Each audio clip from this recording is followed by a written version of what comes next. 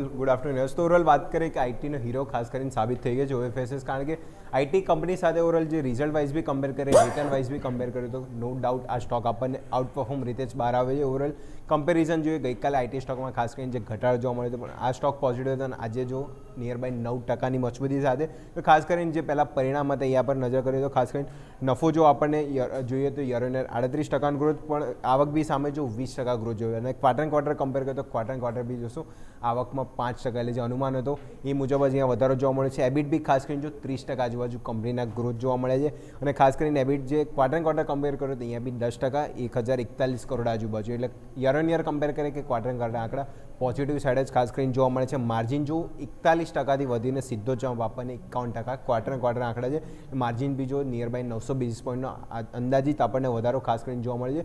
અને ઓવરઓલ જે dividend lead company ખાસ કરીને જે આઈટી કંપનીઓ જે ડિવિડન્ડ લીડમાં ખાસ કરીને જોવા મળતી હોય છે, એમાં બી ખાસ કરીને મોટું નામ ઓરેકલ ફાઇનાન્સ સર્વિસ, કારણ કે જો ₹270 પ્રતિશત ડિવિડન્ડ બી ખાસ કરીને કંપની આપી છે. તો કંપનીનો ઓવરઓલ જોઈશું જે ડોલર આંકમાં બી સારો વધારો જોવા મળે છે. ઓવરઓલ જે બીજી આઈટી અન્ય જે મિડ કેપ આઈટી સ્ટોક જોડે બી કમ્પેર કરીએ તો ઓવરઓલ કંપનીની આવક, એબેટા અને જે માર્જિન છે ખાસ કરીને ત્યાં સૌથી વધારે ગ્રોથ જો આઈટી વાઇઝ આપણે કમ્પેર કરીએ તો ઓરેકલ ફાઇનાન્સ સર્વિસમાં જોવા મળે. તો કારણો ક્વિકલી સમજી લે તો ઓવરઓલ જોઈશું જે કંપનીની જે પ્રોડક્ટની આવક છે, ખાસ કરીને કંપની બે સર્વિસીસમાં જે કામ કરે છે, એક તો સર્વિસ ફેક્ટર અને એક જેનું પ્રોડક્ટ સેલિંગ, આ બેમાં એનું મોટો જે બિઝનેસ કામકાજ છે. તો અહીંયા આપણે જોઈએ તો કંપનીની જે પ્રોડક્ટ આવક છે ત્યાં જોઈશું 1871 કરોડ આજુબાજુ, એટલે યર ઓન યર 21% વધારો, અને સર્વિસ આવક આપણે કમ્પેર કરીએ તો 194 કરોડ આજુબાજુ, એટલે અહીંયા બી 11% આજુબાજુ વધારો.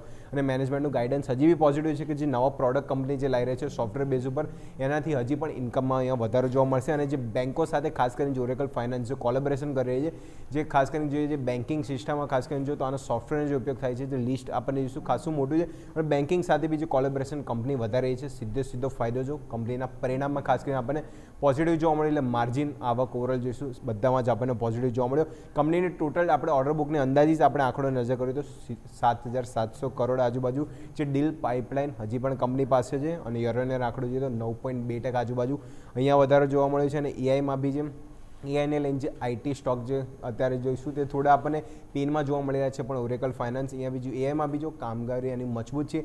એઆઈમાં બી કંપની જો અંદાજિત મુજબ જોઈએ તો એઆઈમાં બી ટોટલ ઇન્કમ આપણે આજુબાજુ કમ્પેર કર્યો તો ત્યાં બી 5%થી વધારે જે કંપની અહીંયાથી પણ ઇન્કમ જે જનરેટ કરી રહી છે, એટલે એમાં બી પકડ ઓરેકલ ફાઇનાન્સની ખાસ કરીને મજબૂત જોવા મળી રહી છે. ફિલહાલ તો જે બી સેગમેન્ટમાં સૌથી વધારે મજબૂત જે પકડ છે, ખાસ કરીને જે ટોટલ આવક, તો ઇમેજ પહેલાં સ્ક્રીન પર લઈને આવો તો ખાસ કરીને જે બી સેગમેન્ટમાં જે કંપનીના આવક ઓવરઓલ જોઈશું તો જે પ્રોડક્ટ ખાસ કરીને જોઈએ તો ટોટલ આવક જે કમ્પેર સિનારીઓ કરે તો 1870 કરોડ આજુબાજુ, યર ઓન યર જોઈએ તો 21% આજુબાજુ ગ્રોથ, અને સર્વિસ સેગમેન્ટમાં જોઈએ તો 194 કરોડ આજુબાજુ, અને અહીંયા બી સિનારીઓ છે યર ઓન યર 11%નો, એટલે બે પ્રોડક્ટમાં બી જો સૌથી બેસ્ટ આવક ત્યાંથી જોવા મળે છે. અને એઆઈમાં જે થર્ડ આપણે જોઈએ જે થર્ડ સેગમેન્ટ છે જે એઆઈ, ત્યાં પણ જો કંપની મજબૂત વધારી રહી છે. એટલે પ્રોડક્ટમાંથી જો સૌથી વધારે જે ઇન્કમ કરનાર કંપની ઓરેકલ ફાઇનાન્સ, એટલે જો આઈટીનો હીરો તરીકે આપણને આજે ખાસ કરીને જોવા મળે તો 9%ની મજબૂતી સાથે ટોપ આપણને પરફોર્મન્સ આઈટી સ્ટોકમાં ખાસ કરીને ઓરેકલ ફાઇનાન્સ જોવા મળ્યો હતો. તો ઓવરઓલ આઈટી સ્ટોકમાં ઓરેકલ ફાઇનાન્સ આજનો તો હીરો તરીકે સાબિત જોવા મળ્યો હતો. યસ, બિલકુલ. તો આ સંકેત છે કે જેને ધ્યાન પર રાખીશું. આભાર અજય આપનો અમારા સાથે જોડાવા માટે.